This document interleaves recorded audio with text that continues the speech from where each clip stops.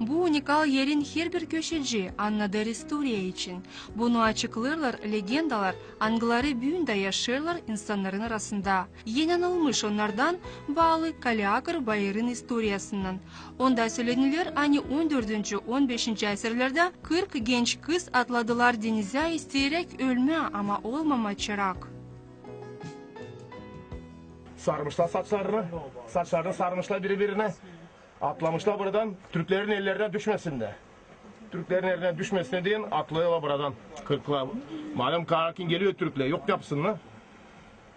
Atlıyorlar buradan, kurtarsınlar kendilerini. Verilmesinler Türklerin ellerine. İstemiyorlar Türkleri. Lazım başlasınlar konuşma Türkçe. Başlasınlar onların şeyine olsunlar Müslüman, Hristiyandan lazım olsunlar Müslüman. İstemiyorlar ama böyle kalıyor. Buradan veriyorlar ki atlamışlar buradan diyeyim. Bu yerden. 40 kız.